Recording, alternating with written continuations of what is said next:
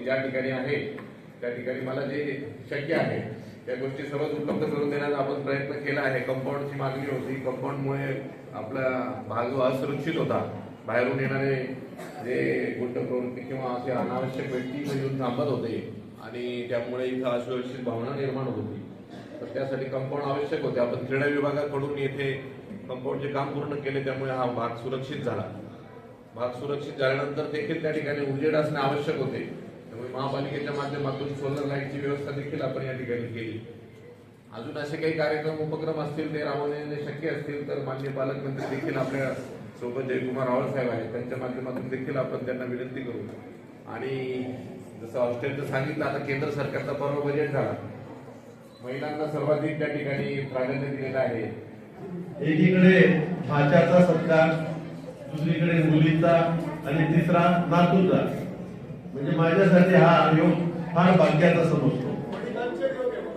आपल्याकडे खूप वेळ आहे, वेळच वेळ आहे, आपण रिकामे आहोत. पण दादासाहेबांकडे जेवणाला नाश्त्याला सुद्धा वेळ मिळत नाही. आम्ही नेहमी बघतो सतत कार्यमग्न असणारे, मंत्रालयात काम करणारे वयस्कर म्हणून काम करत असताना मी आता 40 वर्षापासून मंत्रालयात सारखा फिरत असतो.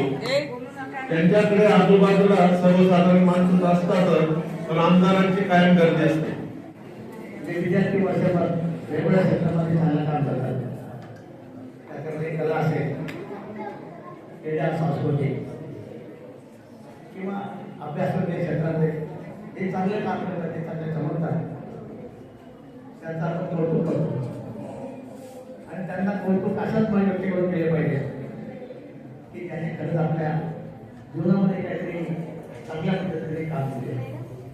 म्हणून माझी इच्छा होती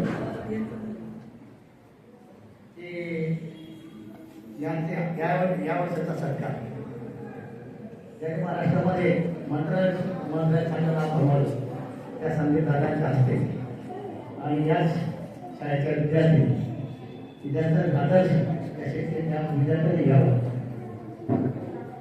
त्या पद्धतीच्या हस्ते हा कार्यक्रम अपेक्षा होती.